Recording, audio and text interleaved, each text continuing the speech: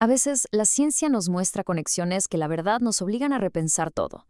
Hoy vamos a explorar una de esas que de verdad sorprenden, la que existe entre cómo oímos y la salud de nuestro cerebro.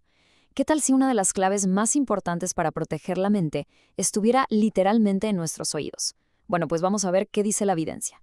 Para que entendamos por qué esta conexión es tan importante, primero hay que poner las cosas en perspectiva.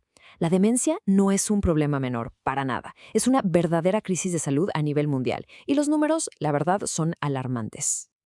A ver, vamos a ponerle un número a esto para que de verdad nos caiga el 20. El Informe Mundial sobre el Alzheimer estima que para el año 2050 podría haber hasta 152 millones de personas con demencia. Es una cifra brutal que nos obliga a buscar soluciones donde sea. Y justo aquí es donde la cosa se pone súper interesante. Con ese panorama tan complicado, la ciencia se está haciendo una pregunta clave. ¿Y si uno de los factores de riesgo más grandes fuera algo que hemos tenido enfrente, o más bien en nuestras orejas, todo este tiempo? Casi siempre pensamos en los riesgos de la demencia como algo que no podemos controlar, ¿no? Como la genética o la edad. Pero sorpresa, las investigaciones más recientes nos pintan un cuadro mucho más optimista. Hay un montón de factores que sí podemos cambiar. Y resulta que uno de los más fuertes ha estado, digamos, escondido a simple oído. Fíjense en esta lista.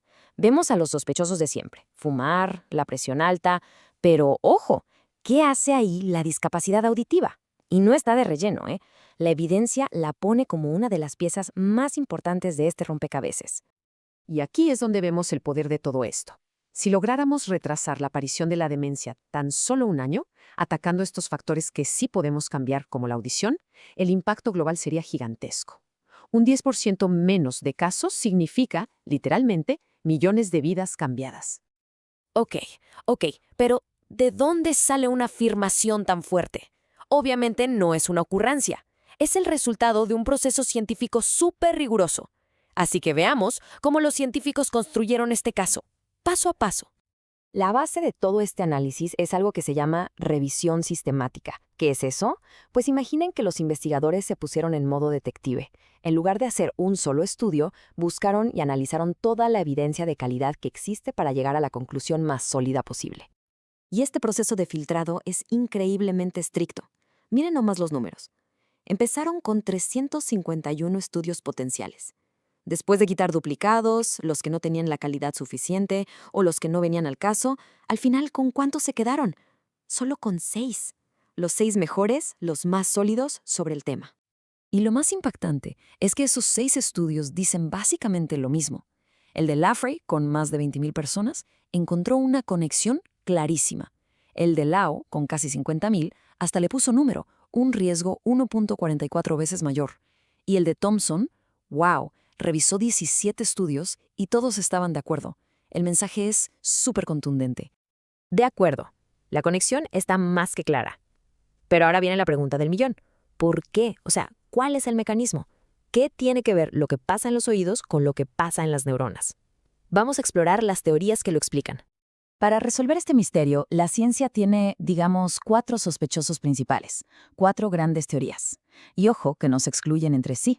Lo más probable es que la respuesta sea una mezcla de varias. Vamos a verlas una por una. La primera se llama carga cognitiva. Pensemos que el cerebro tiene como una batería, ¿no? Con una cantidad limitada de energía. Si tiene que gastar un montón de esa energía solo en descifrar sonidos que llegan mal, pues le queda muy poquita pila para otras cosas importantes, como recordar o pensar. El simple esfuerzo de oír, literalmente, lo agota. La segunda tiene que ver con algo muy humano, el aislamiento. Si ir a una comida familiar o a una reunión con amigos se vuelve un suplicio porque no entiendes nada, ¿qué pasa? Pues que poco a poco dejas de ir. Y ya está más que demostrado que la soledad y la falta de convivencia son veneno para el cerebro. La tercera es, digamos, más física, y es un claro ejemplo del dicho, lo que no se usa, se atrofia. Las imágenes cerebrales no mienten. Cuando las áreas del cerebro que procesan el sonido dejan de recibir estímulos claros, con el tiempo empiezan a reducir su tamaño más rápido de lo normal. Y bueno, la última posibilidad es un poco distinta. ¿Y si la pérdida auditiva no es la causa, sino una pista? ¿Podría ser que haya un problema más grande de fondo? Un solo proceso que está afectando al cerebro de varias formas y que se manifiesta tanto en la audición como en la memoria. O sea, serían 2 síntomas del mismo problema. Y todo esto nos lleva a la parte más importante y, la verdad, la más optimista de todo este asunto. Porque si la pérdida de audición es un factor de riesgo y es algo que se puede tratar, entonces tenemos en nuestras manos una de las herramientas de prevención más potentes que existen. Aquí está la clave de todo, el verdadero meollo del asunto. El riesgo más grande no es tener pérdida auditiva, sino tenerla y no hacer nada al respecto. El simple acto de usar un auxiliar auditivo puede cambiar por completo el panorama.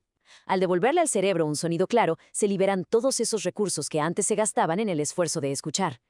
Y para que no quede duda, esto lo dicen los propios investigadores, y sus palabras son súper claras. La conexión es robusta, no hay duda. Y como la pérdida de audición es algo que se puede modificar, la recomendación es directa. Evaluarla y tratarla a tiempo no es solo para oír mejor, sino, potencialmente, para pensar mejor durante mucho más tiempo. Así que cerramos con esta idea, que creo que resume todo lo que vimos. Si toda la evidencia apunta con tanta fuerza en esta dirección, ¿no deberíamos empezar a pensar que una revisión de oído es tan importante como cuidar la presión o el colesterol para la salud del cerebro? La ciencia parece decirnos que la respuesta es un rotundo sí.